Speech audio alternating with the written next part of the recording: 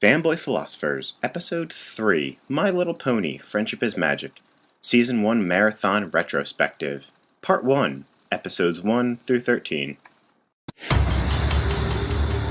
My dearest teacher, my continuing studies have led me to discover that we are on the precipice of disaster. Nightmare Moon is about to return to Equestria and bring with her eternal night. I have to convince the princess that Nightmare Moon is coming and we're running out of time. Legend has it that on the longest day of the 1000th year, the stars will aid in her escape. Did you miss me, Celestia? I missed you. I'm sending you to supervise Ponyville. Make some friends.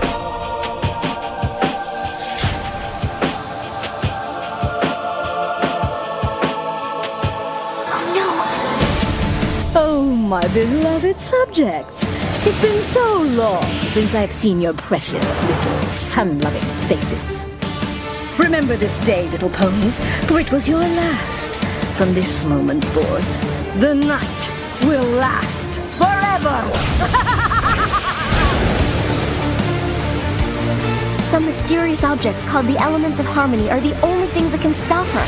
But I don't know what they are. Where to find them? Looks like we might be due for chaos.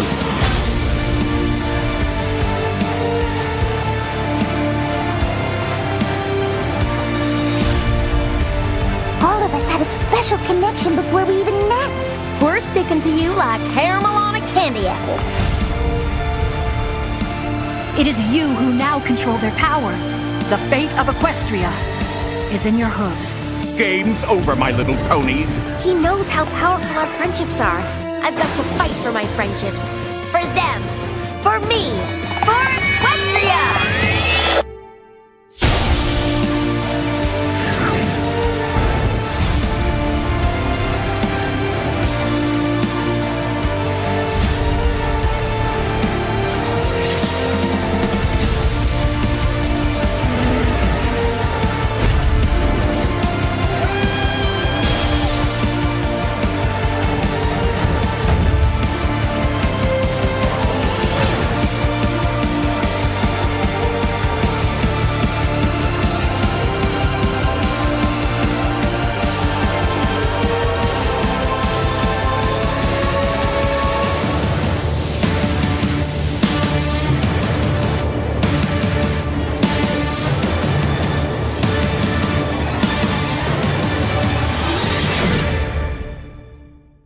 Just hope that doesn't happen again.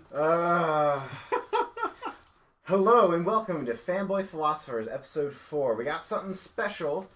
My name is James. I'm here with my good friend Ben. I'm back again, guys. I'm still vulgar and an asshole. Yeah. We just marathoned the entirety of My Little Pony, Friendship is Magic, Season 1. All 9 hours. All 9 glorious hours. And then we spent 20 minutes or half an hour talking about it before GarageBand crashed because my computer is shit. So we're going to start over. We're going to do it bed this time. Yeah. So just like last time, though, I got to say, fuck you, James. This was a long 9 hours. I am very tired. And let's do this. Yes. So what I love most about the first episode is the sort of the storybook opening, how it sort of sets the tone for the world. It makes me feel like calm and happy, like, oh, it's story time.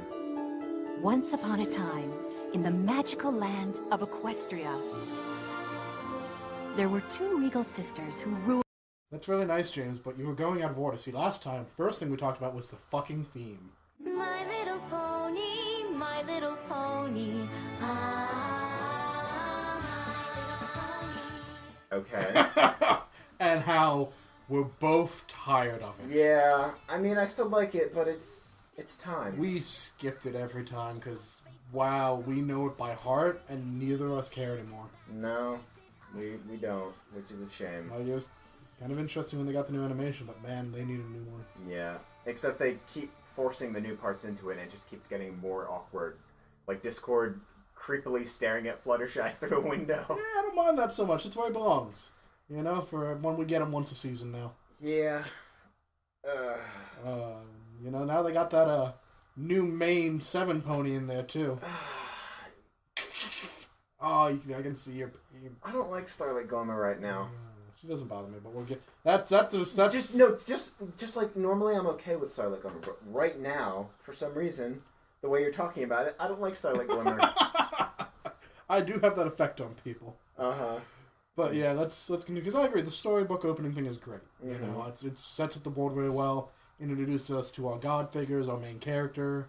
You know, it fills in all the gaps. We understand that this is a world where the cycle of day and night is dependent upon sentient, godlike beings. Which is horrifying for anyone who lives on the other side of the world.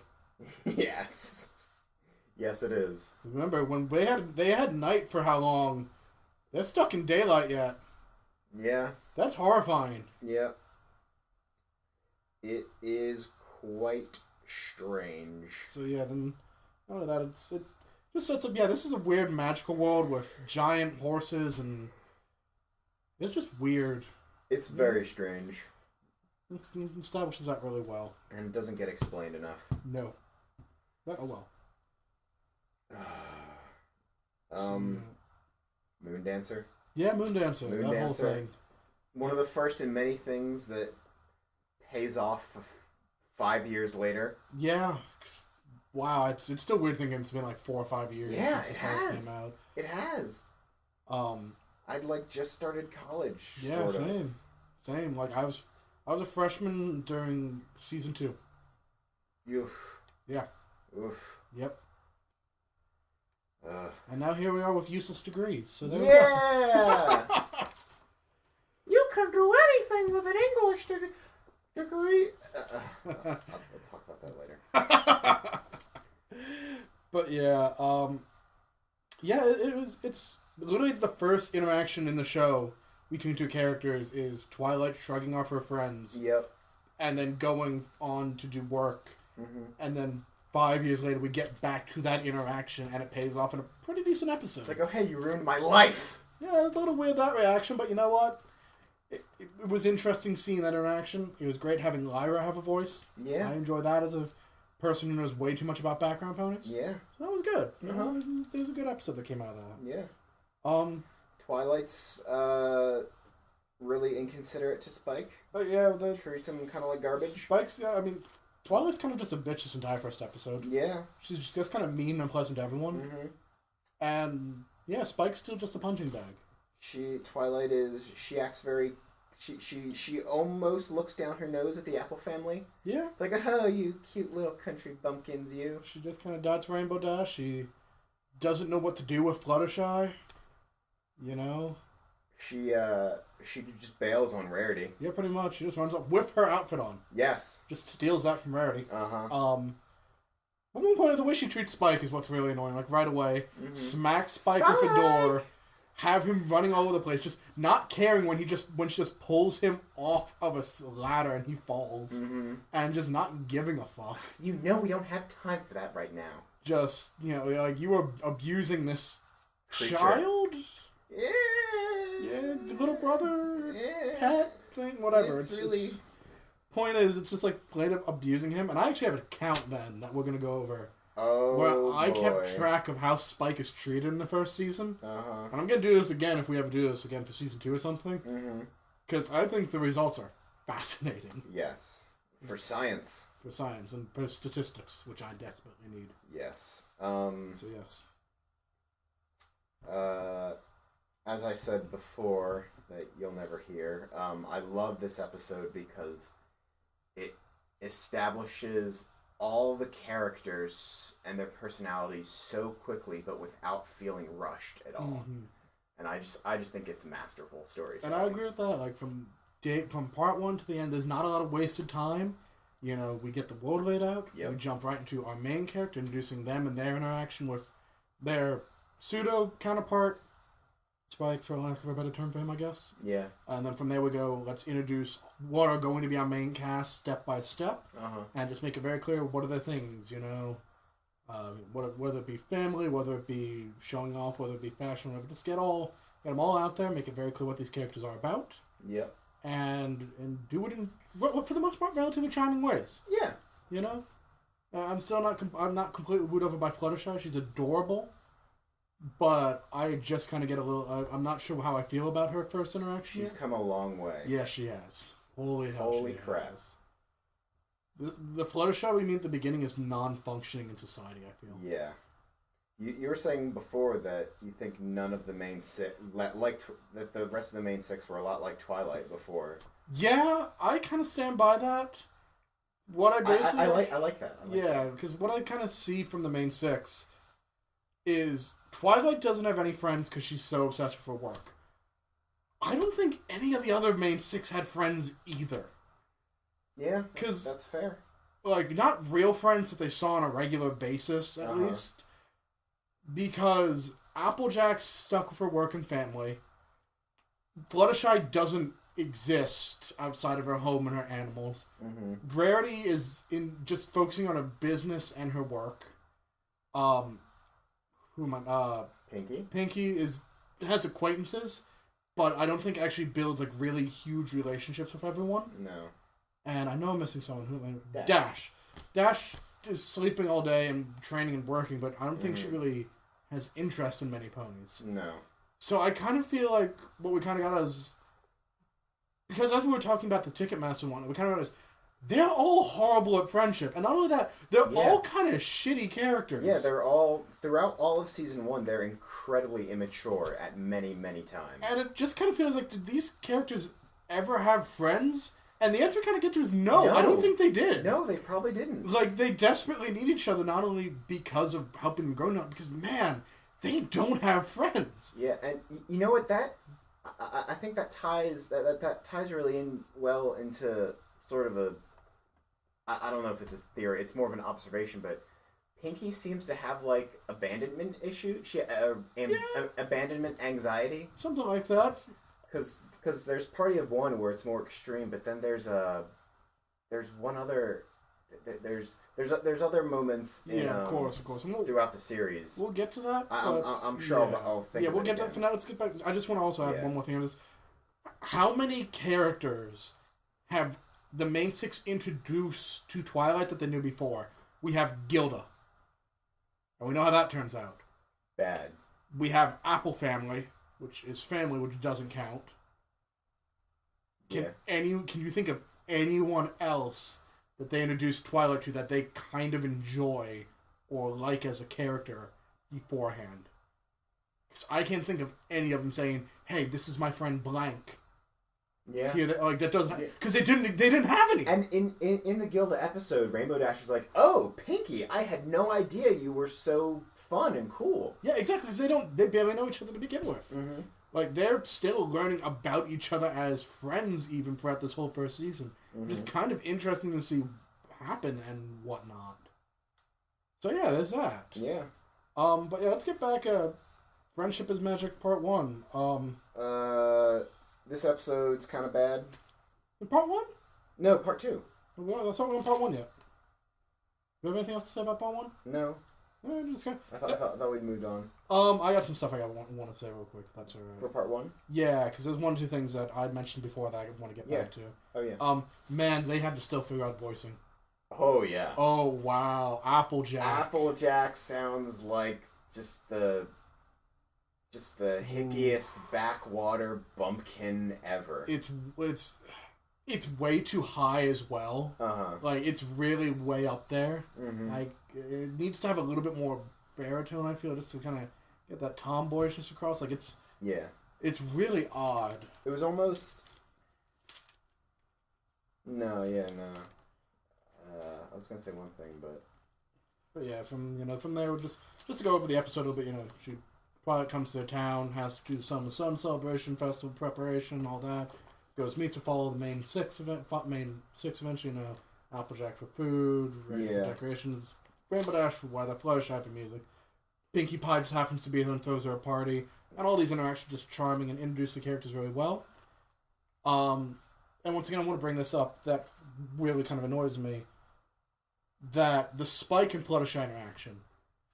The fact that so basically, Spike and Fluttershy meet, and they talk about, hey, she's really interesting because he's a baby dragon. Well, they talked about everything in that one instance. They talked about everything. She's fascinated by the guy. He does not talk to her about her at all. and then for the next 6 seasons, we never see these two interact in any meaningful way again. It is awful strange. It's weird. I'd love to see that dynamic, honestly. Yeah. A dynamic where Spike kind of has to take the lead because Fluttershy is so passive and quiet could be fascinating.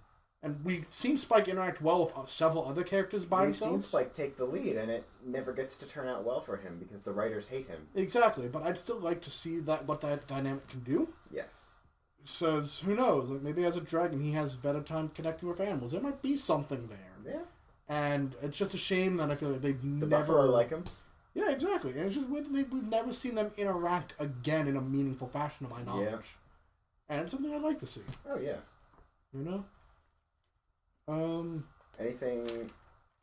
AJ's honesty test is dumb. Yeah, if we're going right into part 2, yeah. Pinky should have been before the Manticore. Yeah, that's stuff we talked about before where, you know, what it came down to is... the honesty test is silly. Yeah. Like, everyone said that already. It's something that people talk about where it's... She's being weird and cryptic about it. Yep. Instead of just saying, hey, they're going to catch you. Mm-hmm. Like, no, trust me, it'll be fine. It's very odd. It's very, very odd. And then the whole Manticore switch thing comes down to... They are ready to charge and fight a Manticore to death. But then they're scared of some Trees. spooky trees. Exactly, and that's really weird to me. And then if they just Very switch those strange. 2 scenes, which don't need to be in that order for any reason, then It we'd works. have... It would just make a lot more sense. Yeah. Because, like, hey, we're in the spooky forest. Oh, man, this is terrifying. We learn to get out the ghosties. Then that gives us a little bit more power to fight the Manticore. Yep. As instead of, let's fight the Manticore and then get scared by trees. Which I've just always found it kind of ridiculous. Stephen Magnum is wonderful. Yeah, And it's a shame we haven't gotten more of him. I still would have loved to be a fly on the wall when they were Yeah. talking about that. Because I'm so curious what led to his creation. Yeah. Why? Why do we get this, like, effeminate, mustache, haired, all-styled He sea seems so serpent? random. Yeah, like, it's... Where did he come from? Dude, I wish I knew what led to his creation, because it's fascinating. There's probably a fascinating story there. Yeah, like, it's... If only I knew. You know, that's. I feel like that's the kind of question that, like, you should ask at one of these stupid convention Q&As. Dude, I can't stand Q&As, though. There's always so many people who ask these dumb questions. I went to one of those voice actor Q&As at BronyCon like 3 years ago, and I just... Like, the beginning when they were just talking about stuff, that was cool, but then the audience Q&A was just unbearable. Yeah, it's really awkward. I never liked them. Super awkward. So, yeah, let's not talk about that anymore. Yeah. Also, I love you all, but you ask horrible questions. Yes, some people ask some really dumb questions. And you all know the ones we're talking about. You might not realize your question's dumb, but you know some guy who asked a dumb question. Please Please don't ask the voice actors to sing Pink Fluffy Unicorns Dancing on Rainbows. Yeah. No, Please don't do that. Don't ask them real questions about the industry and things like that. Yeah. And advice. Don't ask them for fandom bullshit. But we're way off track now. That's a whole other thing. Yeah. So, that's another gripe I had real quick. How do they know nothing about the Everfree? Because they're a bunch of backwater hicks. That live next to the Everfree. And they're superstitious. That we later see just traveling to the Everfree when Fluttershy knows a bunch about the flora and fauna there. Yeah. It's a problem. It's just like, it's the Everfree. It's like any pony who goes in never comes out. They know Zecora lives there. Yeah. Like, it just dawned on me. At this point in the series, they know Zecora lives in the Everfree, and yet they're horrified because no pony who goes in ever comes out, except Zecora. Well, that's because they're racist, and Zecora's not a... Also true, and we'll get to that in like 4 episodes. Oh, wow. I mentioned this before, but after the big rainbow explosion, AJ reveals that she had a complete lack of faith, and she's like, "Wow, Twilight, I thought you were just spouting a bunch of hooey." Mm-hmm. That's honest. Honest Applejack. On top of that, at the ending there, alright guys, Twilight has the magical artifact she needs to save the day. There's an evil sorceress hunting us. Let's leave. Let's leave. Let's leave her alone so she can think by herself. Yeah. Completely vulnerable and alone. Like, they pull it out, but I'm like, come on. Oh, God. Yeah, I just feel like we got robbed of a more interesting ending. Yes. Like, imagine if she just grabbed them all, took them up the extra spire, and they all get a run at Nightmare Moon, and she just bats them away. Yeah. And then then Twilight realizes, looking around at her friends who are hurt and whatnot, and who's looking to her for guidance, then she realizes a spark is there. Yeah. That's just so much more interesting to me. Yes. Too bad. Yeah, maybe next season. Ticketmaster. You want to move to Ticketmaster? Yeah, I think that's all. I think we also want to make it very clear, you love the first episode. I adore it. I do too. I think it's great. I think it's I think the 22-minute animated episode is an underappreciated art form. Mm-hmm. And there aren't as many as you think who can do it well. Yeah. And that's an example of a really well done. Just front to back, loaded, good content. Part 2 is another problem. Yes. Part 2 is another problem which has a lot of fill and a lot of silly nonsense. Mm-hmm. You know, them going for all these trials to, get the magic rainbow MacGuffin and just blast them. Yep. But, yeah, that's that. It's wonderful. So, yeah, Ticketmaster. Characters are really mature, like we've said. Yeah, that's also, should we take a minute and just kind of describe what the general thing for the episode is? Yeah. This is the first in the Grand Galloping Gala trilogy. We decided before that it's not a saga, it's a trilogy. Twilight gets tickets to the gala. She gets 2, and she has to decide who gets to go with her.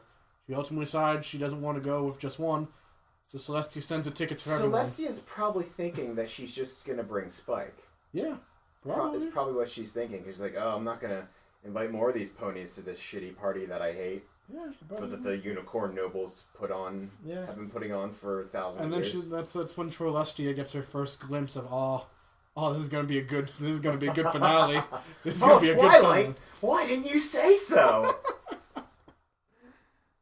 I want to make a reason. I forgot this was an episode. Until we brought it up, I forgot this was an episode. I could have sworn episode 3 was Applebuck season. I think I remember you mentioning that earlier in the day, and I'm like, what is he talking about? Episode 3. I legitimately forgot about Ticketmaster. Yeah, and it's a good episode. It's all right. Oh, you had an interesting question about when Twilight is at the when she's at sort of the cafe or restaurant, and there's the vase of flowers on the table, and you're like, really, that's what you got out of that? Are those breadsticks? Like, yeah, there's a cafe, and there's a vase of flowers, and Twilight even eats some. Is that the equivalent of breadsticks, or is it just decoration? I just think it's a fascinating observation. I guess. All right. But yeah, basically, this is where we got the whole, wow, they all suck at friendship, don't they? Yeah, they all... Because they're all just, wow, they're kind of insufferable at times. Yeah. Like, no one knows how to act properly. They're all just throwing themselves at Twilight for their own selfish desires and reasons. Yep. And they're being all really shitty friends. And the more we talk about this, the more your theory is that they didn't have friends before makes sense, because Applejack's just like, this can be a thing for the farm. Yeah. That's her first thought. Exactly. And, Twilight, all the other ones are right in line with that. Yep. Pinkie just wants to experience stuff. Fluttershy wants to hang with new animals. Dash wants to get closer to her career goal. Rarity wants to get laid. Yeah. And Applejack wants to make some hard cash so she can fix her weak granny, which was something I want to point out. Yeah. Granny Smith looks weak. I think it's there's two different models. Mm-hmm. There's like there's just the standard Granny Smith model, and then there's like a super decrepit one that they use for certain jokes and stuff. Yeah, but even then throughout like the whole first season. Yeah, well, like, she doesn't say anything. Yeah, no, she just kind of mumbles around, and she's just this decrepit thing. Soup's on. And then like midway through season 2, she becomes like this. Vibrant. Not a badass, but she has life. Yeah. And you respect her all of a sudden instead of just thinking. thinking. Is that Apple's season 2? I don't know. I think it comes before that. I think we get a little before because I think the one that really does it is that Family Appreciation Day or whatever. Talk about the founding of Ponyville and whatnot. That might be season 2 or 3. I think that's. Regardless, eventually, she goes from weak nothing to being a character who has life and doesn't seem to be bothered that they're old, but embrace the fact that they're old. Yeah. Instead of just being this withering corpse that we get in season 1. Exactly. Which is what she is for the entirety of season 1. Yep.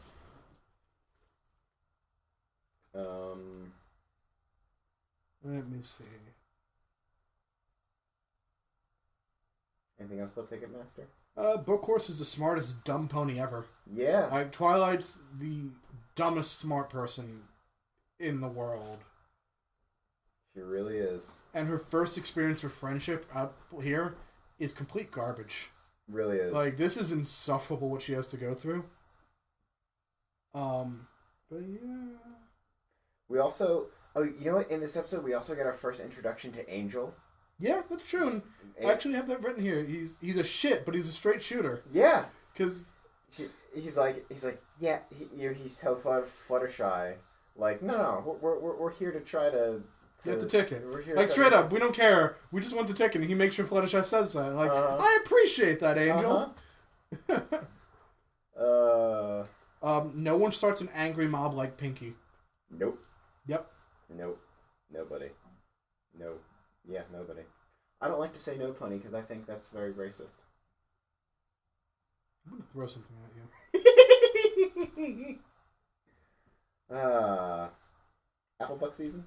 I also want to point out episode 3. We already get a Bunny Hill sequence. There's like 3 of those in this first season. I'm not sure if it's Oh, yeah. And I put right after it, genius or originally bankrupt right off the bat. With the what? With Benny Hill sequences, like right away, like episode 3. Yeah. What we do with the music and the doors and everything. I don't know, man. I don't know. Oh, also, Applejack's just jab at Spike at the end. Like, everyone's having a sentimental moment, and Spike goes to get ready to burn with the ticket, and she's just like, tears right in him. Ain't that just like a boy? Not letting any sap him. Like, what the hell, Applejack? Jeez, AJ. Like, give them, like, I know you don't understand how he functions as a device yet. But come on, that's a little much. Just right into him with no hesitation. Just giving him shit. Yeah, come on, AJ. Applebuck season. Applebuck season. The one and only Applejack episode we ever needed. Yeah. Yeah. It's kind of like the one... I mean, unless they wanted to go into... Applejack's simple. She's kind of a completed character already, so this is... Yeah. This is what... We get a lot of stuff with her about this, and that's really what it comes down to. I feel like the only way they could really dig into her character more is if they were willing to be like, yeah, Applejack's parents are dead, and as a result, she's had to become, take on more responsibilities younger, and, Which I'd love for them to get that mature about. Yeah. And because she's kind of like a big sister / mother figure towards everybody. Mm-hmm. And just getting more into that, I'd be really fascinated to see that. We're never going to get there, because although they're confirmed dead in canon, that's never going to be explicitly said. Yeah. And that's a shame. Because, they couldn't even fucking kill Tank. Yeah. Of course, that was your fault for hyping me up for that episode. I really want him to die. Okay? I was really hoping he would die. I don't feel bad. So, we get more words out of Mac at the beginning of the episode than we do the next 3 seasons combined. Yep. I forgot he talked this much. I have that right here. I forgot he talked that much at the beginning of this. That was weird. He doesn't talk this much again until... maybe the time he dresses up in drag? No. I think maybe Hearts and Hooves Day. Yeah, that's fair. I have to rewatch it, but I think he talks about as much during this. Yeah, I forget about Hearts and Hooves Day. Yeah. By the way, the whole premise for this episode is Big Mac is hurt and Applejack has to harvest all the apples. Yeah. While still being there for her friends in West of Ponyville. Because she just can't let them down. She ultimately works herself near to death. Because she has the instinct to just sort of like nurture and take care of everybody else. Yeah, and then they kind of tell her to stop, so eventually she stops. She's like, no, screw you, I can do it. And she realizes she can't, and she asks for help, and then they help her, and Twilight completely makes fun of the way things are done. It could have just been like a simple animation thing. Like if they just had her magically removing the apples from one tree at a time. No, but she clears a field. She clears like a whole 20 field. seconds. It's like, Twilight could have done this in a day. Yeah, and with less physical strain, and it's just hilarious to look at. But more important, this episode also starts with a stampede of slaves who escape from their slave pen. It is, the thing with the cows is fascinating. Yeah. You gotta wonder how this society works. I also have background pony almost single-handedly puts down rebellion.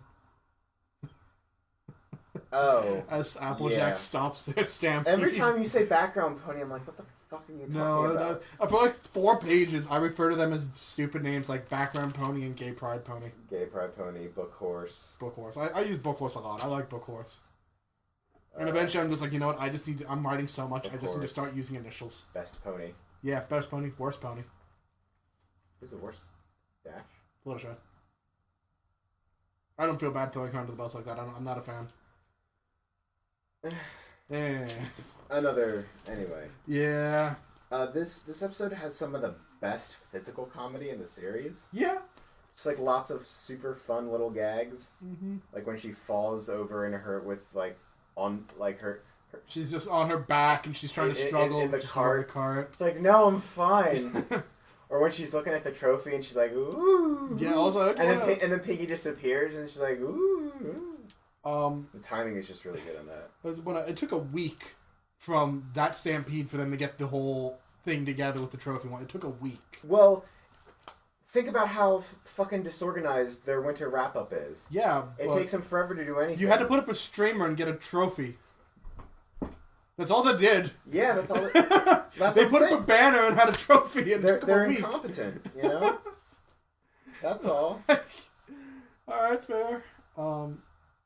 I fell asleep a bit at one point. I'll admit that. I fell asleep for like the award ceremony. Yeah, that's the first time you fell asleep. Yeah, no. Some of these episodes get a little dry, and I'm very tired. Okay. So I'll fully admit to that. I made a mistake there. Yeah. I don't feel like I missed too much though, because I know this episode pretty well. So yeah. Ooh, old country value horse attempts to kill gay pride pony with catapult. That's how I describe that event. It's fascinating because we see Rainbow Dash get catapulted like almost over a mountain, like far away from the village, but somehow she ends up crashing into Twilight's tree. Second time she crashes. Did she like go around the whole planet? Good attempt, Applejack. You almost got it this time. It's just all that repressed sexual. And it also confirms that ponies are made out of a soft marshmallow substance. Yes. So yeah, it's the magic.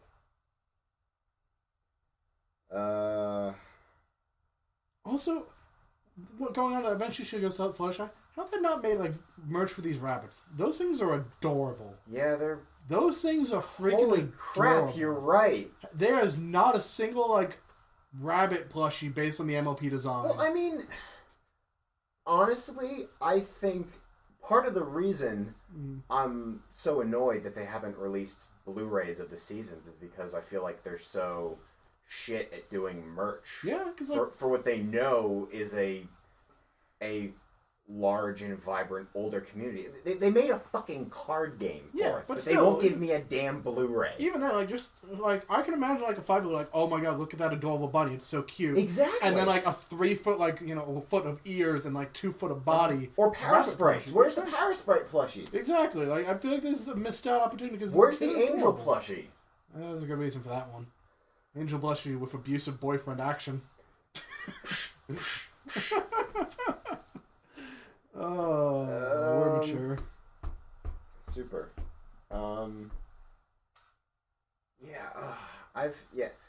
That's why I sent you a couple messages over Facebook. That's why I'm just so caught off guard by the Guardians of Harmony stuff. Yeah. Because it's so good. It's interesting at least. I like that Cheese Sandwich has a tank. Yeah. I like that now we get to see what an equestrian tank looks like, I guess. I think that's actually from the episode. Yeah, I know, but it's still different looking. Yeah. And, you know, it's very interesting Guardians stuff. of Harmony, the Shining Armor figures. Yeah, dope. that's great. I actually got to get my hands There's the on that. Changeling figure. I'm probably gonna get that and give them my Isn't the girlfriend. Changeling episode in a few weeks? We don't know, man. Like, we know there's something with changing going on this next scene, but now we're getting way off topic. Yeah. Because now we're talking about current stuff. We have anything else to say about Applebuck season? Griffin? Griffin? Yeah, we'll get to thoughts on Apple. Good episode. Damn good episode. Yeah, you know, it's Damn really solid. Damn good episode. So Griffin the bitch off, brush off. Yeah. This episode is also super impressive to me because it spends half the episode just building this relationship between Dash and Pinky. Mm-hmm. Which is great because it's literally them learning about each other. Yeah. And that's awesome because once again, these may have a spark and maybe friends now. They still know nothing about each other. Rainbow Dash doesn't know that you don't want to spook Fluttershy because she's really... Which is weird because they went to flight school together. And should have the most history of all the characters. Fuck, you're right. I think she knows. I just think she wasn't thinking about it until Pinky pointed it out. Yeah. You know? Dash is a dash before you looked. Yeah. One point, just them really just connecting and then interacting and having fun with these other characters. Yeah. It was just great because they hit every one of the main six. They take the time. They hit everyone, including Spike. Yep. And they're all good-natured about it. Mm-hmm. And there's that great gag where Celestia gets all those scrolls rained on her. Yeah. I like fun. that. But, yeah, and then from there... But then, the episode feels really long, though, but in a good way. It's like, you have this entire... Almost half the episode dedicated to this. Yeah, you just spend it fucking around and nothing happens. And then the second half of the episode dedicated to when Gilda shows up, but it doesn't... Nothing feels rushed. Exactly. I'm like, how did they do this? It's masterful. It's just good pacing right away, you know? It's really simple stuff. As Gilda comes in, you know, her and Dash old friends, and they prove it, you know, they have their little song. Mm-hmm. And I also appreciate how there's always a reason I like this episode, but I really appreciate how this episode doesn't have a neat and tidy ending. Mm-hmm. How there's no redemption for Gilda until 5 years later. Yeah, I honestly, I would be fair to Gilda. Pinky's kind of a pest. Pinky's kind of being a pest when Gilda shows up, and Pinky's just like, no, I'm gonna hang out with Dashy too. She's kind of being a pest to some degree. Yeah, but listen, Gilda. I get it. Gilda's being a really mean back, but at the same time, it's like these two friends don't see each other often. We get the impression. Yeah. You can let them have some space. Yeah, but it also shows that Gilda doesn't have any tact. She's like, "Yo, can I just hang out?" She's not like, "Oh, can I hang out with?" No, she's get the hell out of here. Yeah, I'm going to kill you. Get the hell out of here, you weirdo moron. Yes. Also, I'm proud to say, Earth ponies will one day rule the sky as well. Yes. Yes, because Pinky's flying copter is promising. Yes. Mm-hmm. Oh, yeah. Makes me happy. It's pretty cool. Mm-hmm. Good old Workhorse is right on the money about how to handle the situation, despite knowing nothing about friendship yet. Because she's the one who basically instructs Pinky on what to do. This is more of a... This is kind of like a season... It's like a season 3 or 4 Twilight. Yeah, a little bit. We get a little bit where she's just like, hey, I know what to do. I'm good with friends and whatnot. Yeah. Here's how you fix this. And this is episode 5. You've learned nothing yet. Mm-hmm. How are you in a position to start teaching? Mm-hmm. And it's kind of weird, but you know what? It's I mean, someone has to do it. Yeah. You know? So yeah, it makes sense it'd be her, I guess. I think this is Pinky's pestering of going after Dash. I feel like that's another example of her. I forget if I mentioned it in our re-record now, but Pinky seems to have abandonment issues. Yeah, you haven't mentioned that yet. Okay, yeah, Pinky seems to have she totally seems to have abandonment issues, and this is sort of the first sign of that. It's a lighter sign. Was there anything before that? Not really. No. We'll get to that towards the end of the series, quite a bit. Yeah, I feel like that's the first sort of. He's like, oh no, Dash is my friend. I'm gonna go hang with Dash now. Dash is my friend. Da, da, da, da, da, da, da. And then towards the end, man, Pinky, I feel like, is playing innocent at the end of that whole thing. Maybe it's just me. I think she's trying to mess with Gilda. I think she's trying to push Gilda into Dash's pranks. Maybe that's me? No, because...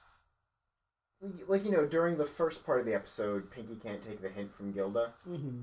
So I don't think Pinky can always think that.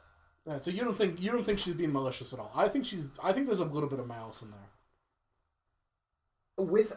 She starts off with a buzzer, but after that, I don't think she has anything. Fair. Honestly, I think she's kind of trying to push him in. I think she knows all Dash's pranks, because she pushes them towards all those pranks. Or at least I feel like she sets them up towards some of them at least. Maybe that's just me. I think that's just you. Fair. Yeah. Yeah. Whatever. Anything really else to say about this episode? It's really good setup. They take the time for it, but besides Gilda, I don't have a whole lot to say about Gilda, honestly. Yeah. I'm really happy they set up that relationship between Dash and Pinky, but... You need to frickin' read Dash Academy. Yeah, I'll get there. Send me a link sometimes. Yeah. Because I've seen it enough, I'm just like, I should. You really should. I probably will. It's damn good. I believe it. Ghostbusters. The episode where the great and powerful Trixie comes to town to perform, and she yells how great she is. She makes a fool of half the main six, and then her annoying... Once again, the characters act really immaturely. Yeah, and then Snips and Snails of all characters, yay, their introduction, go and bring an Ursa Minor into the town, and it messes things up. Twilight has to fix the day. Did you ever watch Power Rangers growing up? I know enough about it. Okay, the Snips and Snails, they feel like the Bulk and Skull of... No, because they're not evil. Yeah. Bulk and Skull are kind of jerks, and Snips and Snails are just stupid as fuck. They really are very stupid. Bulk and Skull is close to the Diamond and Tiara. Yeah, you know what? Yeah, and just you're right. And also, in Season 5 or so, they also get their redemption. When Bulk and Skull at some point literally say, guess what, Earth Invaders? We're with the Power Rangers. We're with our friends. Yeah. We're going to fight you. Yeah. And they go and lead a bunch of civilians into a fight. Yeah. And they don't do very well, but they redeem themselves, and they're the heroes of the day. Yeah. And that is shockingly close to what happens. Yeah. Okay, that's... This whole episode is just weird. Yeah. I mean... We're not adding much to this conversation. Everything has been said about Ghostbusters. I guess she's like the first real background pony that gets it. Not background, but sort of villain. No, just the obstacle. Sort of just another fleshed out character with a personality that's not the main six. Or yeah, like that. I'll agree with that. Because in connection to that, we were talking about this before. Like, I don't get the obsession with Trixie. I don't get why she's such a thing with the fandom. And I do, because like what you just said, essentially. Before this, we have the main six, really. We have Celestia. Yeah. We have Gilda, who was there for half an episode, really, and is just there to be angry and a problem.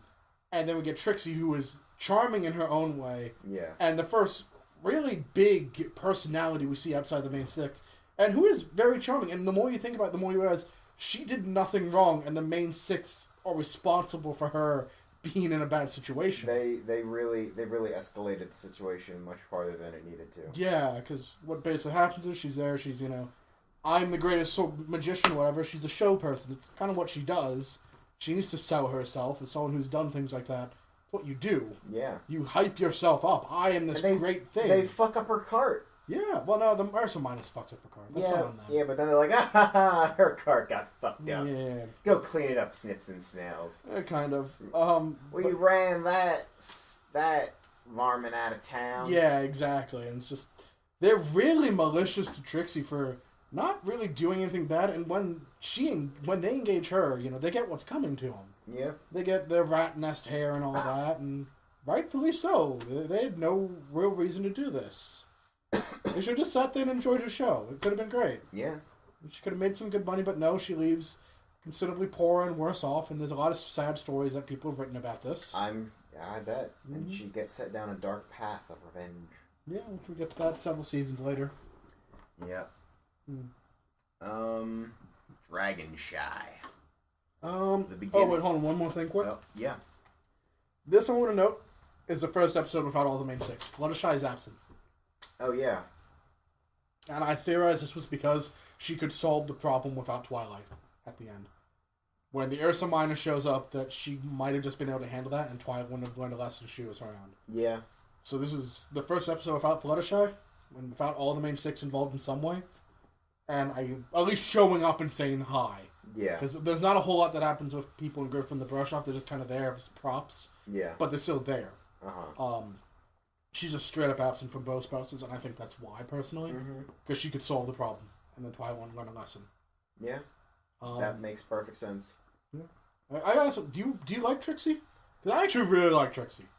I like Trixie. She's, I mean, you know, the episode came and went, and I didn't think about it, and then I'm just like, oh, wow, all this fan stuff for Trixie. Okay. I like, from when I see her, honestly, I like seeing her on screen. Doesn't matter what generation, like, Equestria Girl Trixie is really fun. Yeah. Like, new Trixie we've been dealing with lately, really fun. Yeah. I'm never unhappy to see her, and I honestly don't think she has a bad moment. No. Like, I just think she's really great. And powerful, you might even say. You might even say that. I won't, but I might think about it. You might. Shut up. Yellow Dragons. Let's go. Yeah. This is like the beginning of Fluttershy's slow, gradual, and I'd say pretty natural growth throughout the course of the series. This is where it starts. And it starts with Angel being an abusive boyfriend. It does. Fluttershy's like, don't eat that so fast, and then he's like, okay, fuck you, I'm not gonna eat it at all. Yeah, he just gives her shit.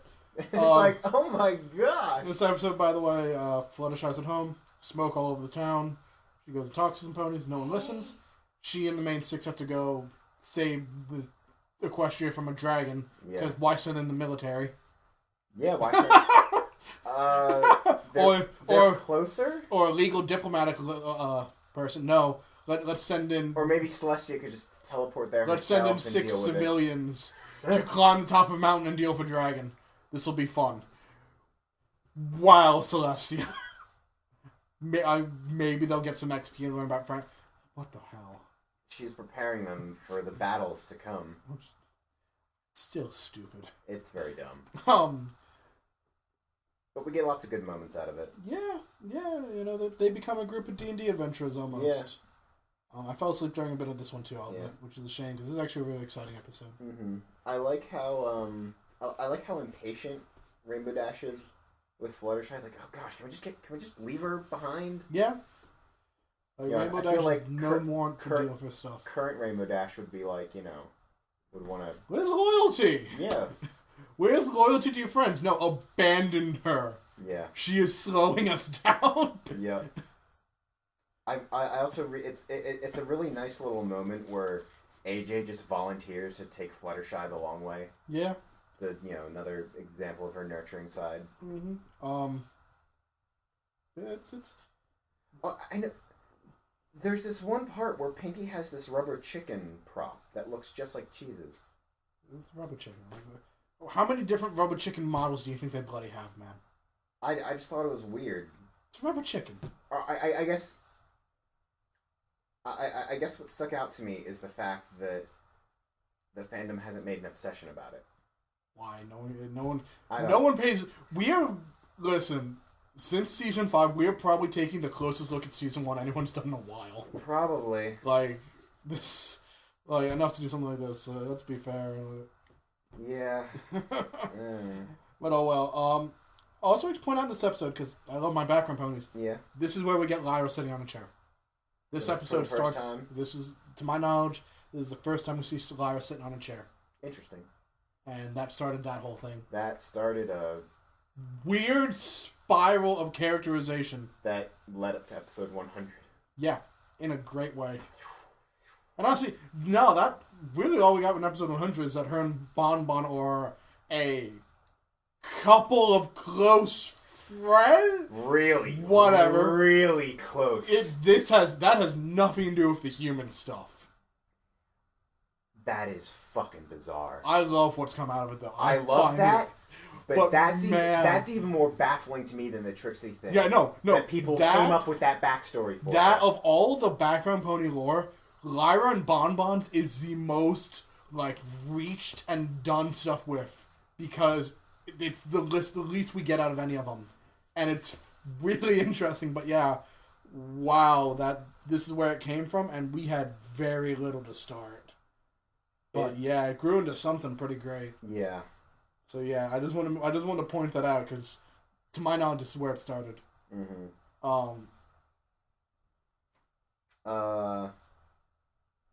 I love the little scene where Rarity's, and I was mentioning this before, like, Rarity's, like, pretty good at manipulating people. A little bit, yeah.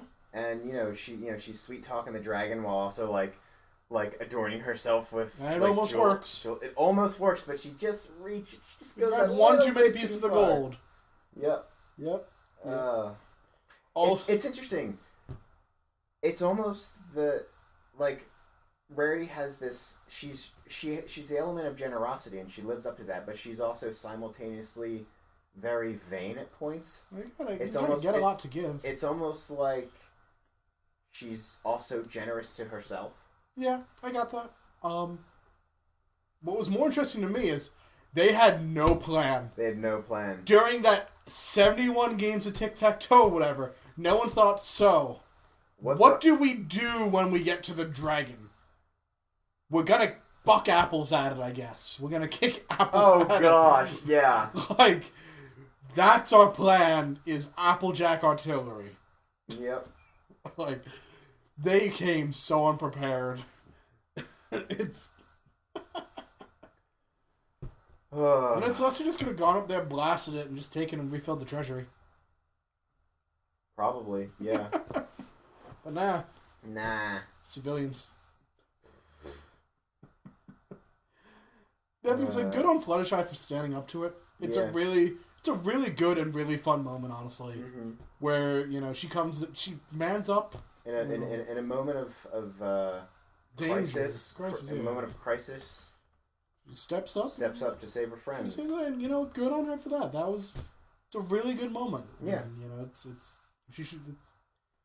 we get, unfortunately, quite a bit of that. Like, it's the same thing. We get kind of the same thing with Iron Will later and whatnot.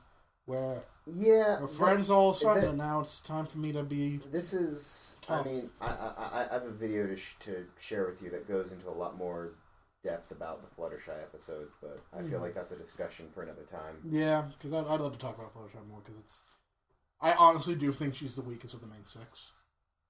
Maybe that's me, but yeah, that's a whole other discussion. For now, we got a much more interesting. You mean besides Applejack?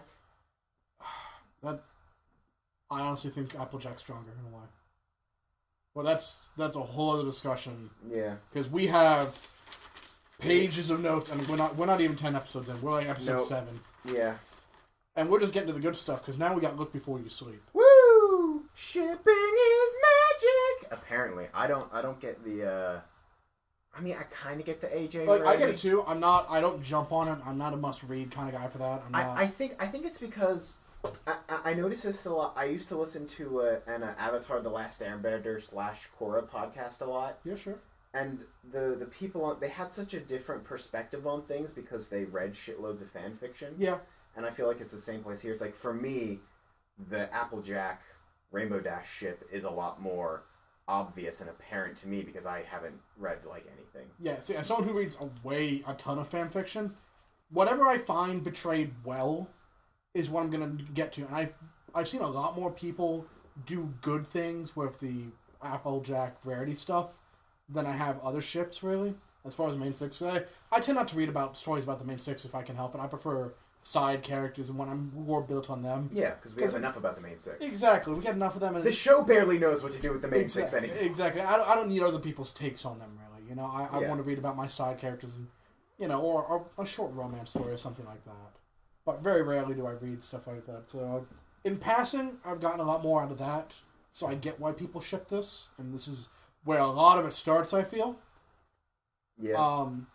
But so, what this episode actually is, Storm blows into town. Mm-hmm. Rarity and Applejack take cover at Twilight's place and live a sleepover, and shenanigans ensue. Yeah.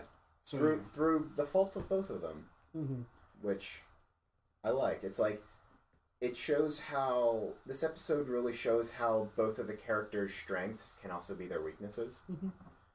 Starting from the top, I think they finally started to get the voices right this episode. Yeah. This episode, when I'm like really starting to hear Applejack sound like Applejack. Rarity was always on point for the most part, but even now it sounds a little bit closer. Yeah.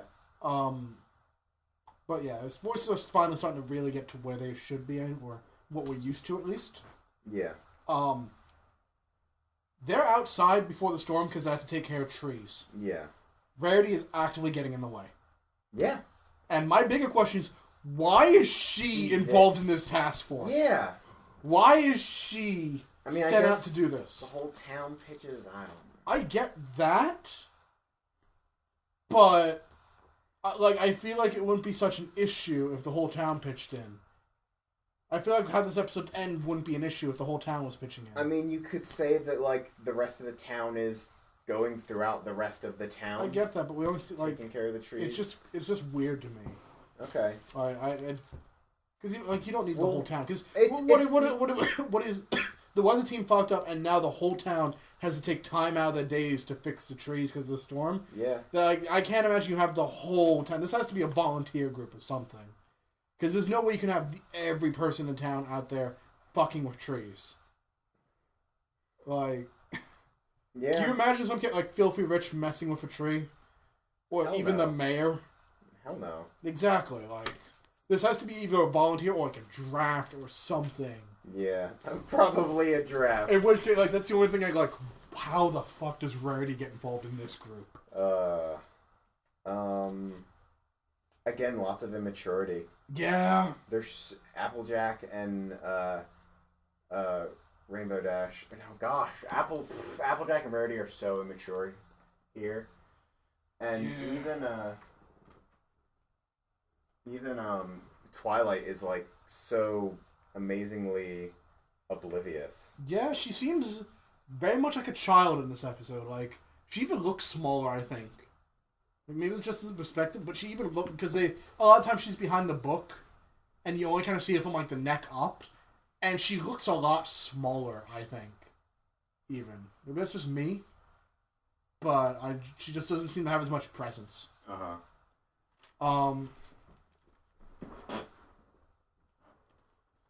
The animation also took a step up this episode, I feel. That's kind of hard. I just have a note here on that. Because the man's hard to step up and keep track of that. But I think because they're working on just one kind of set and background, they were able to put a bit more effort into making the characters more animated. Maybe that's just me noticing that. But I feel like the animation did take a step up this episode. Maybe. Yeah, because they didn't have to worry as much about background. It's just yeah, because you get that exactly with the arms. Some really good just facial stuff going on as well this episode. Some really good lighting stuff. Like when they tell the ghost story. Also like to point out, Manticore, evil trees, dragon, all help down with other people, right? Lightning though makes them jump and hug each other on multiple occasions. Thunder and lightning. Yeah. These ponies cannot stand the storm. They're like dogs. Yeah. They just can't take it. So, yeah. But yeah, this is such a good episode to me. Rarity and Applejack, they are both acting like immature babies. But at the same time, I feel like they bring up both the best and worst of each other's personalities in this episode. We see really good things from both of them. Just the way they play off each other. I don't even know how else to put it. Just, the truth and dare scene, you have to go outside, whatever, You have to enter the next rodeo. Don't enter the next rodeo. It's just really good. Yep. Anything else?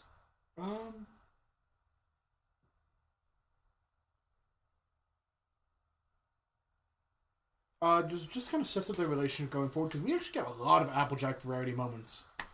If you think about it, we get a nice bit of that. At least once a season, we get an episode or two that's Applejack and Rarity bouncing off each other. And this really sets up that relationship going forward. Oh, yeah. Because like, this is where it starts, and we get a lot, like, I can think of at least 4 episodes off the top of my head that are just them, or have really big moments with them, particularly in the latest seasons. Okay, yeah. So it's just good to see where that relationship really started. Once again, it's the Pinky Dash thing. It's that relationship going with itself and whatnot, where it starts and its roots. Roots, trees, ironic. Good shit. Funny. Bridal Gossip. Season 1, Episode 9, Casual Racism. Yeah. Pony named Zikora's messing around town. Everyone's afraid of her because she's different. She's different. And there's a bunch of rumors going on about her. She's got stripes. They go to see and look and find out what's happening. They get poisoned by some plants. They blame Zikora. Shenanigans ensue. This is the first real episode for Apple Bloom. Yeah, this is her real... This is her... Like, we got her in the episode 1, part 1 and all that, but this is her real introduction as a character. Yeah. I have written down here... Yeah. What is this? Oh, meet Apple Bloom. Too young and pure for racism. And then I crossed it out and then wrote, too proud and stupid for racism. Yeah. Because she's not like... She kind of just wants to meet Zikora to go against his sister, and because she's not afraid. Like, it's not because she's like, doesn't believe the rumors even. It's just that she just kind of wants to go against his sister. Yeah. Like, she's just really proud and kind of stupid. Yeah, this is sort of a prologue to Apple Bloom. It's their fault for naming them all apples. This is the beginning of Apple Bloom's like entire sort of character saga, which is like she wants to define herself as a pony. Yeah. You know. And that's really good. That's an interesting place for it to start here. I kind of didn't remember and expect that looking back. That she was such a big part of this episode. She really is. Yeah. You know, she's going to break away and kind of rebel against her sister because her sister's being an idiot. And man, Applejack's kind of being an idiot this episode. Oh. Like, as one of the biggest, like, Zikora's evil, and starting that the most, like, by far the most outright, like, with Pinky. Her and Pinky are the ones yelling at the most, I feel. Yeah. You know?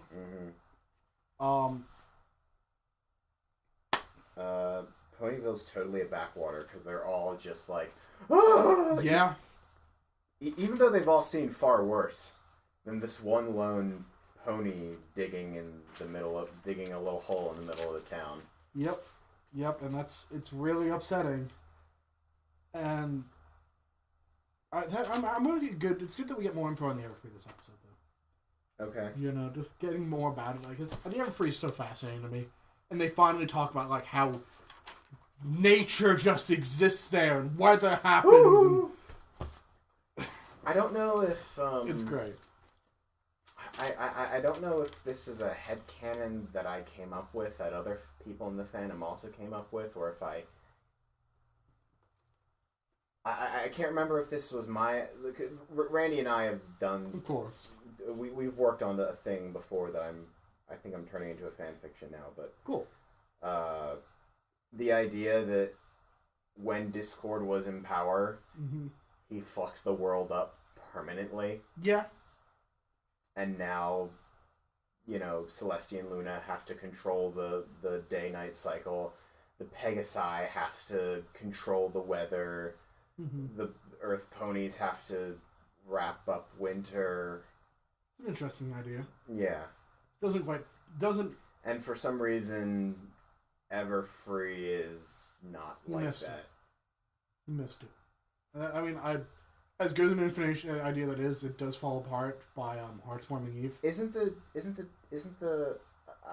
if we ever do season 2, I'm gonna tell everybody how much I hate Heartswarming Eve. That's fair.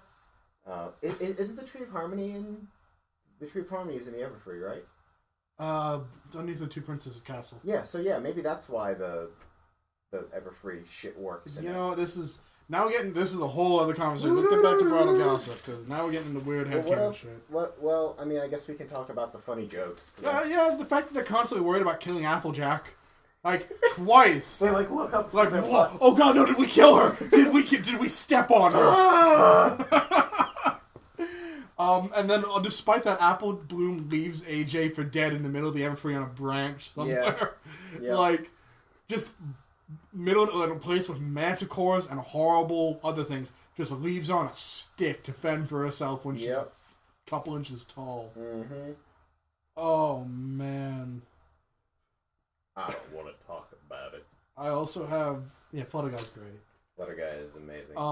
Another thing which pays off seasons later. Yeah, like really, like of all the things they brought back Flutter Guy. I didn't even know that's just weird. MLP destruction of property and assault, because they just kicked down Zekora's door and ruin her entire place. They fuck her shit up, man. Like, it's not cool. They get and AJ is just like at her ear, and it's just like it's so close to someone hitting her. Why? She has no idea what's going on. When the only real crime is that she let Apple Bloom wander the Everfree alone. Fair enough. Also, I'm never gonna forgive this episode. Because we get it. Don't judge a book by its cover, both figuratively and literally. Because Twilight that did book. not need to be there. Literally, that's why I'm angry. Because it's literally like, don't judge a book by a cover. Also, don't judge. I don't think it would have been because honestly, I never noticed. Well, it's probably just been so. I think the problem is that in the end, Twilight says, "I learned, dear Princess Celestia, I learned not to judge a book." She says that, right? Yeah, she does. Oh my god. I think as long as she didn't say that, it would have been fine. But the fact that she says that is just like, we get it. It's kind of obnoxious. It's pandering and obnoxious to me. Yeah. In a way that MLP usually isn't. Mm-hmm. Yeah. I'd also like to point out, and I'm going to get back to this at the end then, this is the first episode where nothing bad happens to Spike. Is that true? Yes. This is the first episode where he doesn't come out looking like an idiot. In fact, he wins over all the main six and gets to make fun of them because of their names. Yeah. He gives them all actually rather clever names. I really like Appletini. Appletini. That's brilliant. You know? Like, that's inspired. Like, good on Spike for having a win this episode. And I think, let me double check, but I think this is the first episode where he makes an appearance and doesn't get hit by someone or something. Yeah. Not counting the second part of episode 1 where he just gets written out of the story. The universe hates Spike. And I kept track of what happens to Spike. By the universe, we mean the writers. In every episode. And I'm going to get back to this at the end, but this is the first episode that he's included that he doesn't just get blown up or attacked or hit by a door or something. Mm. And one thing, this is the first that he wins. Next episode, Swarm of the Century, we basically start out with abuse. Like, right when Spike's on screen, he gets hit. I have written... Do you want to transition to that now? I mean, unless you have anything else on... No. Alright, Swarm of the Century. Yeah, my first note, first episode for Season 10, also known as The Problem with Parasprites. Mm-hmm. My first note here is Twi bitch to Spike. Yeah. Well, I forget. What did she do? I honestly can't remember anymore either. But that's right. Oh, that's right. They're getting ready for Celestia's arrival, and she's just like, "What? Is it the books again?" Yeah, it's the books again. She's like, "What are you doing? Get these fucking books on the shelves!" And just right back, and Spike's like, just Spike working to his bone and just freaking out.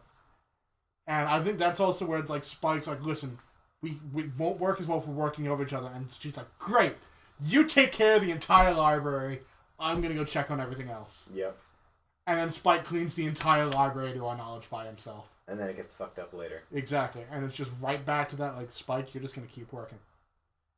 But yeah, this episode, Fluttershy finds an adorable little ball with wings and eyes called, we find a Parasprite. Parasprite. They're tribbles. They eat, they multiply, they eat more, they multiply, and they cause problems with people. Yep.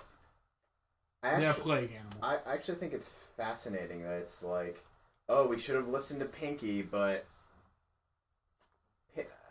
Once again, it comes back to them being immature and them not respecting Pinky. But also, for Pinky To not say anything also? to not yes. Pinky's not self-aware enough to know that, oh, they don't take me 100% seriously all the time because Pinky's not aware of how crazy she is. Because this episode could be over and like, hey, this is a parasprite. It's going to cause problems. I'm going to get rid of them. They say, no, alright. I need to go get a bunch of instruments. One of the things, I need these instruments to make a one-man band so I can get them out of here. Yep. You need to help me. Mm-hmm. This episode would be 10 minutes long. Yeah. Like, right away. But Pinky doesn't explain herself in any way or means. Have AJ racist and insensitive?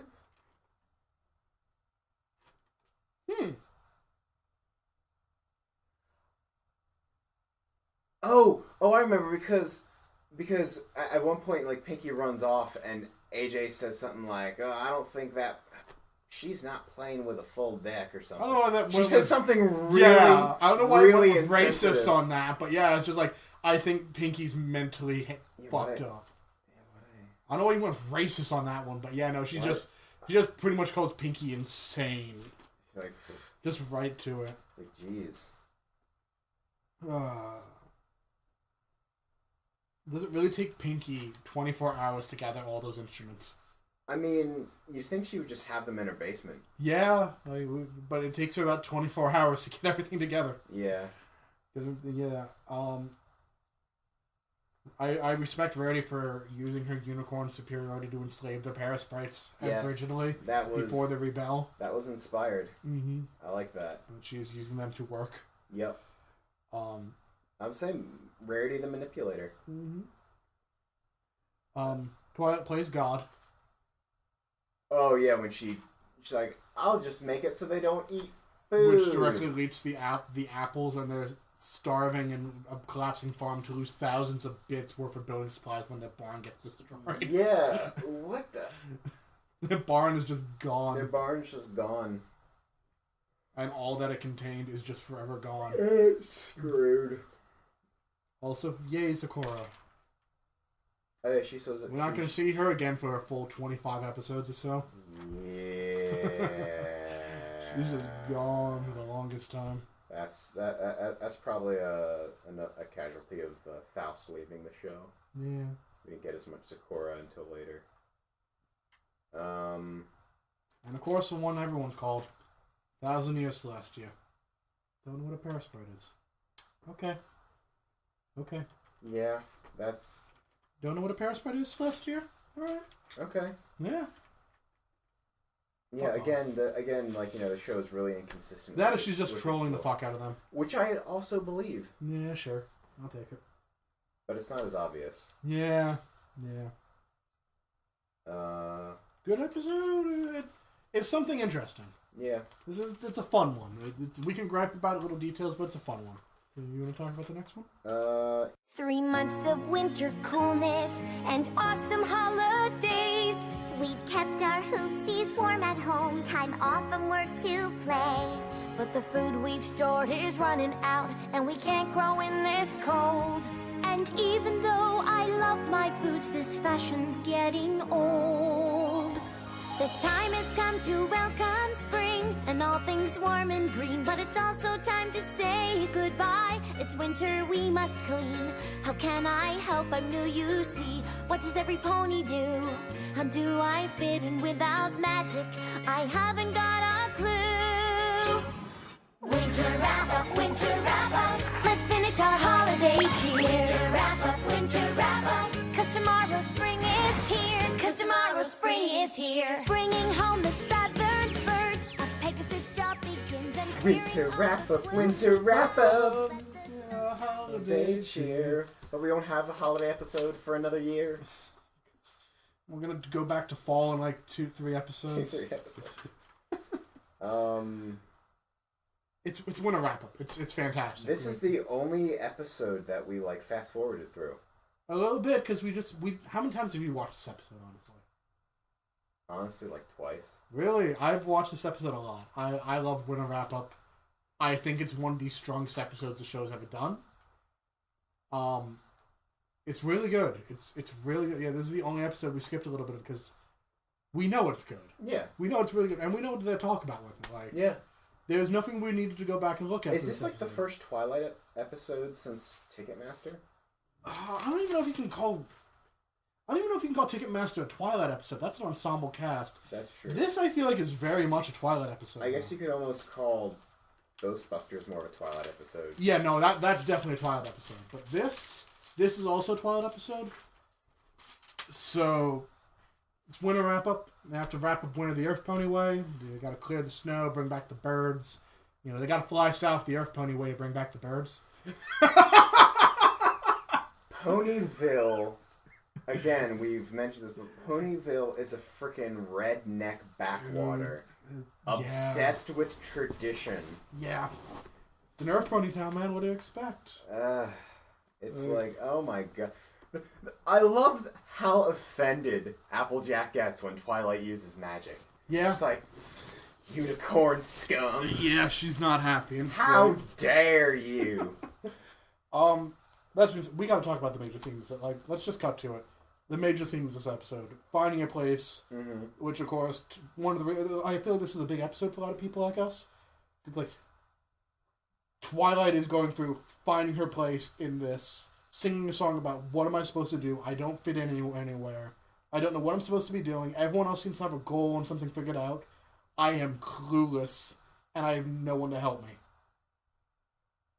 Yes, but I feel like, I mean, it feels weird because it's just sort of like Twilight doesn't know what to do for this one day. But it is.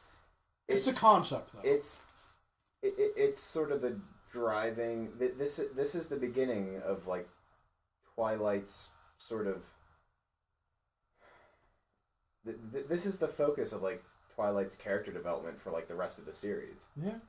I mean, lesson 0. It's like if she does, like Twilight doesn't know what to do with herself if she doesn't have a friendship. Like that was her thing. Twilight trying to find her place. She sent friendship lessons to Princess Celestia, and when she doesn't have that, she loses her mind. She becomes a princess, and then she still doesn't know. And then Luna, Celestia, and Cadence sing that awful song to her. We'll get to that maybe. But yeah, it's always been about Twilight trying to find her place, and this is the start of that. And it's also a very relatable note for a lot of people like us who are middle of college or out of college, and like, what the fuck are we doing with our lives? Yeah. And I feel like this is a big moment for when people first saw this.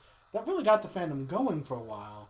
It's like, yeah, no, that's something I can really get behind. Is where do I belong? I am surrounded by people who have goals, ideas, and ambitions and whatnot. I'm just here trying to get through the day. So I really do feel like that hit home for a lot of people. I know it worked pretty good for me. I always use it as an example of why the show's great. Yeah. Like, here's this song. You know someone this song applies to. And in fact, it's a catchy and fun tune, helps a lot. Yeah. And also, it builds a lot of lore and whatnot, you know? Yeah. And to have a whole episode that then builds on that, and we see her fumble and, fail to find that place, yeah, it's really good. Yeah. And if we go into if we do this for the other seasons, I'll argue that less is more when it comes to the big songs for the show. That's fair.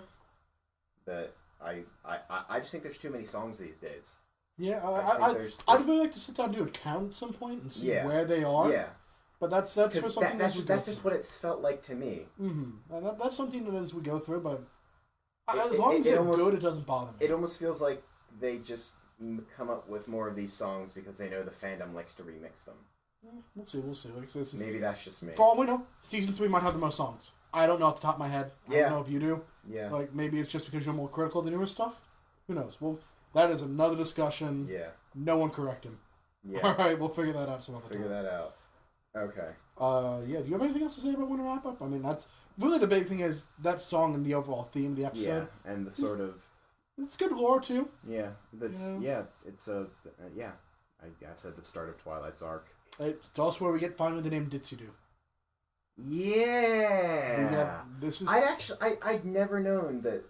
I thought that was just another name that the fandom came up with. No, that's I've as someone who knows the background, but like it's not something I talked about a lot with therapy. But like this is where we finally get the name Ditzy-Doo, and we put that with her. And it's fascinating because when they were making that first season, they had no idea what was going to happen. No, God, no. Like Derpy is the biggest anomaly no one could calculate for because it's a mistake. Yeah. Like you can't plan for that because she's a mistake. Yeah. Straight up, she wasn't supposed to be a thing in any way. And, just like to point out that's where that comes from, where we get that name. Yeah. I don't know what else to say about Winter Apple. Twilight does eventually find her space. Mm-hmm. It's good. I hope a lot of other people did too. Yeah. Call of the Cutie. What is a magic butt tattoo? That's how we start this episode. Is Tiara's mother a demon? We'll get to that. That she spawned such a spiteful child? No, what actually I picked up on and found kind of interesting. And I think they kind of uncanonized this as the episode went on. Yeah. Or as the series went on. But what we get is that everyone from the class is going to be at Diamond Tiara's quinceañera, right? Yes. Diamond Tiara says that Applebloom's the only one who will be there without a cutie mark. Correct? I'll take your word for it. If I remember, it's like it'd be really embarrassing to be the only one without a cutie mark. Yeah. Diamond Tiara is having a quinceañera. She just got her cutie mark. Of the class, as it starts at the beginning of this episode, she is the third to last person to get her cutie mark in the class. With Twist and Applebloom behind her. And Scoots and Sweetie Belle. But they're not, for whatever reason. They're not there. However it works, yes. But we know it at the beginning of this episode when the way she sees it, Twist and Applebloom are the only class without cutie marks, and she just got hers. I mean, this superiority complex is created in a world which almost everyone in the class beat her to the point. Including Spoon. Including Silver Spoon. Yeah. Which, if what I'm saying makes any sense, because, it doesn't make sense in a way because the class layout doesn't make sense. But, that's how, hate and prejudice doesn't make any sense, but some people will just use whatever they can to feel superior. I just picked up on it, and it kind of makes sense, but it doesn't because they keep changing what the class is. Because the class is dumb, and it doesn't make sense. The class is pretty dumb. Because there's never the same characters in that classroom. I have no idea how the Equestrian school system works. Yeah. A really interesting... I watched a video one time. Somebody pointed out that, Cheerly goes into this description about how her cutie mark represents all the things that she's good at and what she loves and what she wants to do. And it's really abstract. Mm-hmm. And the cutie marks of most of the other main six are very abstract, with the exception of Applejack. And it feels kind of strange that as the show has gone on, we have less characters with abstract cutie marks. And more just like, this is, you have the...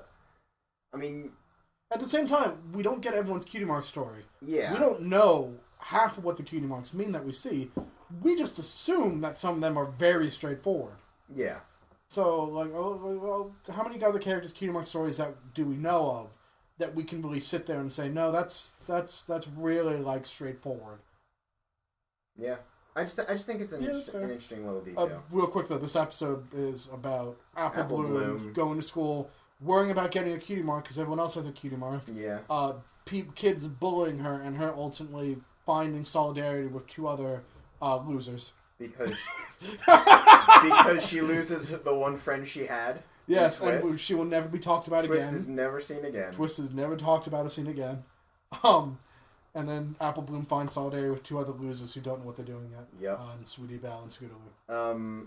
I hadn't realized this, but Rainbow Dash is a horrible influence. Yes. Because there's an entire montage of this episode where Rainbow Dash drags Applebloom through all these, extreme sports.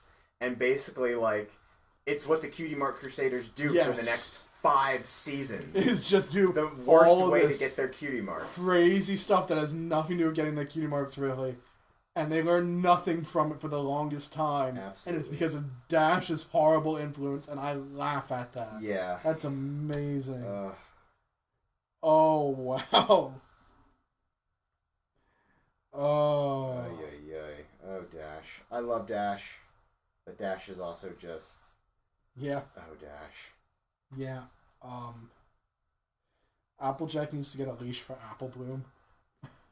I just think that sounds smart. Apple Bloom, like season 1, like, oh man, Apple Bloom's gonna get herself killed doing this crap. AJ needs to get a leash on that pony. It would make it so much easier. No, cutie mark's over here. Man. I guess. Fix the thing. Yeah. So eventually, by the way, at this cute scenario, I always laugh at this part. Yeah. Where Diamond Tiara and Silver Spoon are like, look at this loser.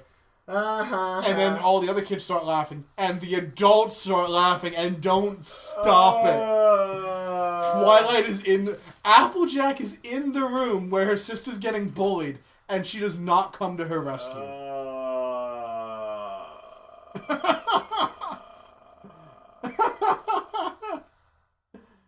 Applejack literally just walked past her sister a moment ago, and does not save her. Yeah. Also, where are Tiara's parents? Not needed yet. They haven't been designed yet. They don't need. They don't have to get involved. Their daughter is being a bully. It's fine. Yeah. They're not the ones who need to step up and stop it. Yeah. Well, but maybe they're not there, so maybe that says a lot about Diamond Tiara. No, so, Her parents don't love her. I mean, Scootaloo's parents aren't around either, so. Yeah. Oh. Yeah. Wow. This is. This is an emotional episode. It's the birth of the CMC, for God's sake. Yeah. These precocious little guys are going to follow forever. And we'll talk about this in a few episodes, but they got so close. Yeah. And at one point, what this really introduces is once again that theme of finding a place. Yep. And us following these three, trying to find out what makes them special. Uh-huh. Something that once again people our age can really relate to, and I think that really goes into that. Yep. So good on them, because this is a really good concept to work with. Yep. And a really smart way of doing it, and to put in three adorable little things that are really charming to watch go. And it's a brilliant little like twist on like the back in the 80s, the original My Little Ponies, they had the butt tattoos, but there wasn't a reason for it. And the fact that we're finally getting into what they are, yeah, and this wonderful bit of lore that they add is great. Because then the first thing you start wondering is why? What? No, not even that. Is what's the stories behind everyone? Everyone. Because everyone has a story to it, and we thankfully get a nice chunk of those characters we care about. But you always kind of wonder. And then, of course, seeing what people come up with and, fanfiction for how some people get the stories, it's fascinating. Mm-hmm. Because it's a lot of free stuff, really interesting stuff you can do. It also makes you wonder, like, donkeys, griffins... They suffer like we do and have existential crises about where they're supposed to fit in with society. They don't get the luxury ponies have of just like, no, I know exactly what I'm supposed to do with my life. Yep. It is no problem. It is simple. They don't... I actually wrote a whole paper on this, where in the What Am I Little Pony... Ponies do not suffer from existentialism. It's impossible for them to. Because they know their place in the world. They have that handed to them and they figure it out at a young age. And then they don't have to worry about that angst and those problems and whatnot. Yeah. They don't have to worry about God. They have a celestial being who moves the sun. There's no reason for existentialism to exist in the What Am I Little Pony. Yeah. Because it actively goes against all of it. Yeah. The paper got a B+, so I'll take it. Well said.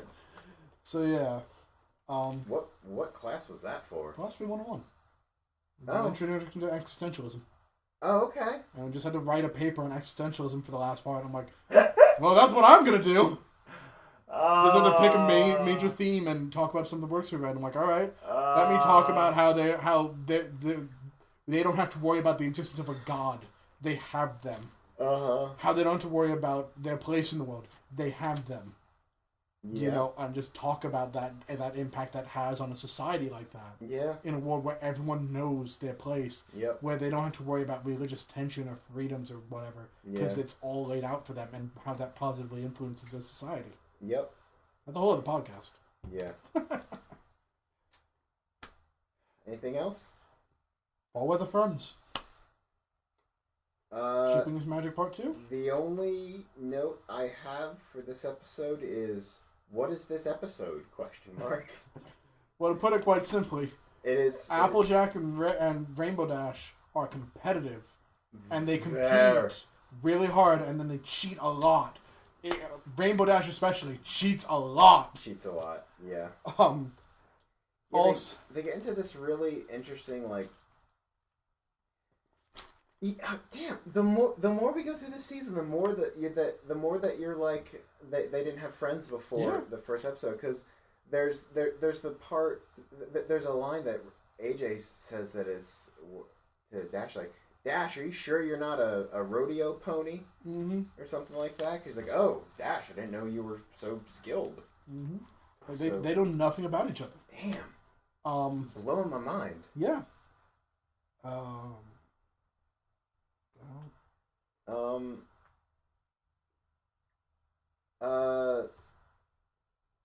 Alright, I got something great here that I love, because this is fantastic continuity. Yeah.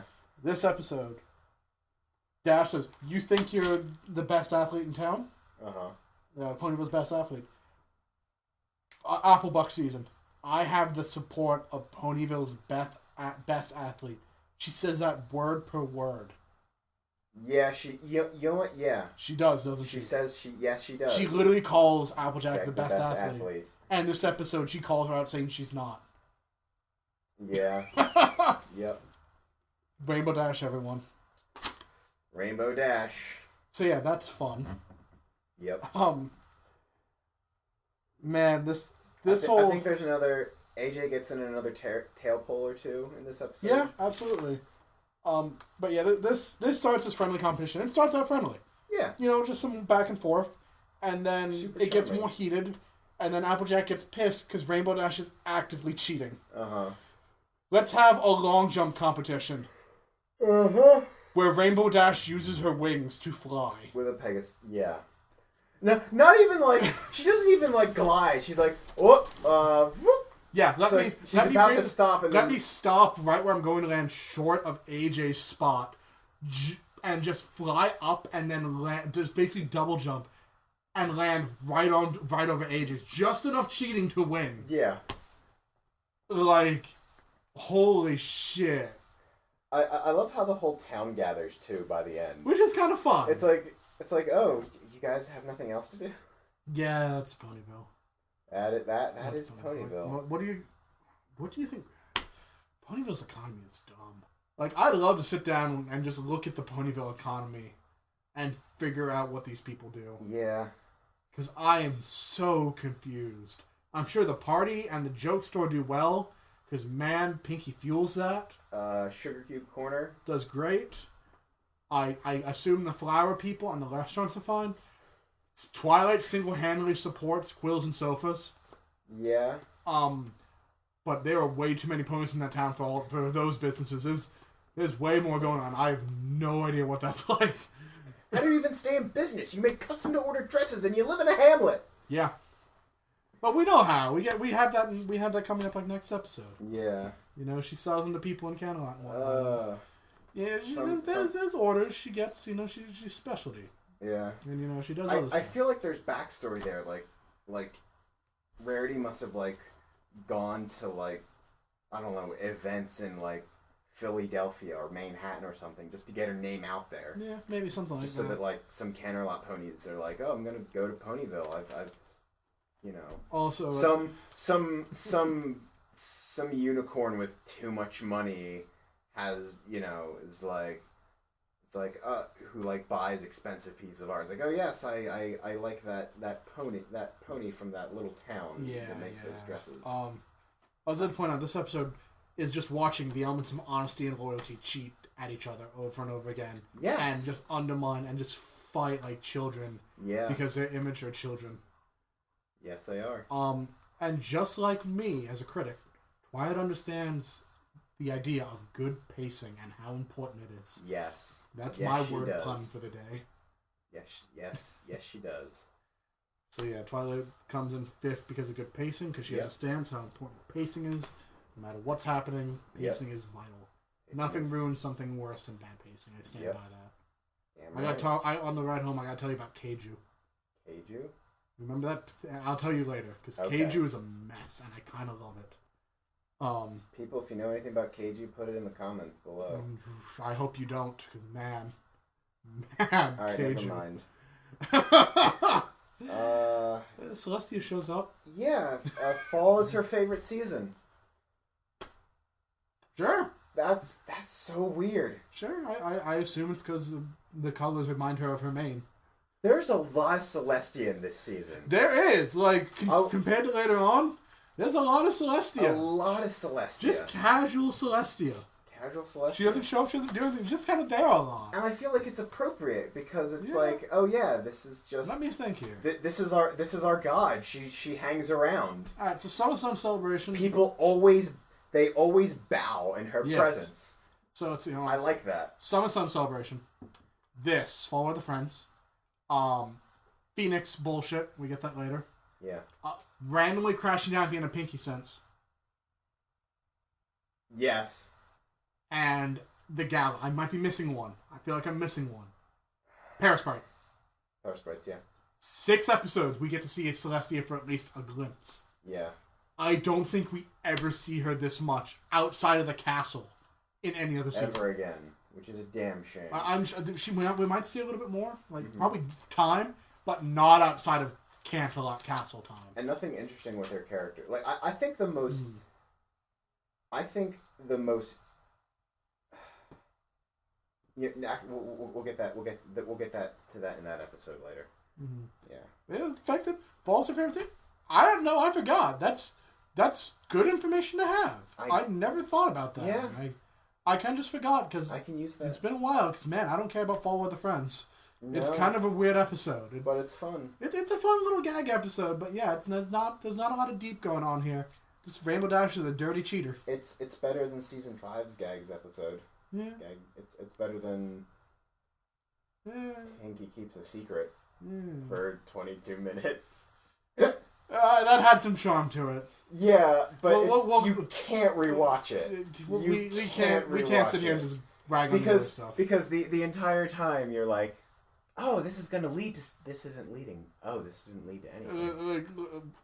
Sure. Sorry, but at the same time, I can talk about the same kind of stuff here in season 1.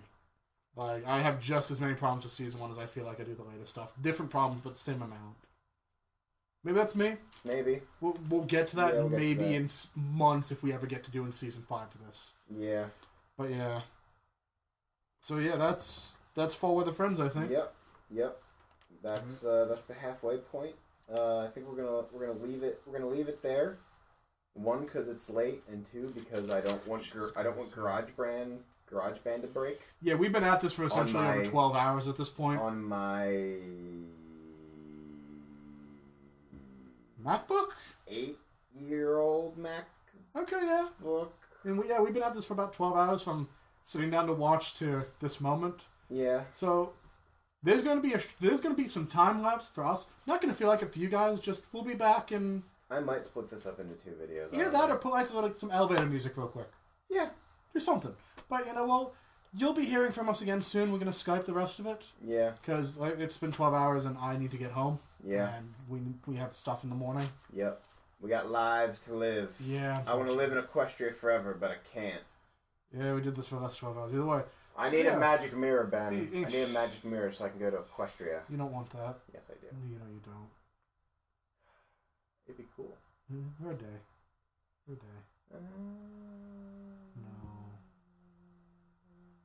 No. Anyway. We're not getting this, but this is a whole other deal. I could talk, as someone who talked and thought about this a lot, because I find it horrifying in a way. We'll get to that some other time. Okay. For now, though, in case you just split this up into 2 parts, it's been good. Yeah, it's been real good. Look forward to having you all listen to us again. It's been a hell of an experience. If this is 2 videos and the second video isn't out next and you want to listen to us goofs talk about ponies some more, I do have an episode up where we talk about Rainbow Rocks. And if you don't, well, I'm going to assume you just cut all this. Yeah. I'm going to assume you just cut all this. And yeah. If I can ask you to do me a favor. Sure. Me and James have been working on a project. Largely me, and he's been editing my stuff. Oh, yeah. But if you'd be so kind, I love you could link the wonderfully horrible Honey Pop fanfiction I've been writing. that you have been kind enough to edit. Yeah. If you want to throw a link in there, by all means. Yeah. Well, you should be more descriptive. It's not just a fan fiction. It's a novelization. Yeah. So if you want the honey pop experience without having to solve a bunch of shitty puzzles, it's pretty fun. Yeah. Then yeah, you can read this thing. I'm gonna plug that in our news once the newest chapter's up. Which is pretty dang fun. Yeah, I'll be plugging this once the newest chapter's up. So. Yeah. So Yeah. Goodbye. We good? Goodbye. Something. I'll do something in the editing. Yeah, you decide. Either elevator music into the next part or just cut it. Winter wrap up. Winter wrap up. Next time on My Little Pony, Twilight goes to ask Rarity to make her a dress for the gala, and shit gets crazy. Hey, are you any good at making dresses? Oh, just go to hell. Get out of my shop. Well, it's just that I came into your shop to ask you about getting a dress, and you launched into some stupid story. I showed you what I had for sale. You showed me a hat. Well, do you want that? And then you started telling me about your other clients. Do you want the hat or not? If I wanted a hat, I would have asked for the hat. How do you even stay in business? You make custom-to-order dresses, and you're based in a hamlet. It's not a hamlet, it's a village. We have stores, and you don't even have one of Celestia's churches. It burned down.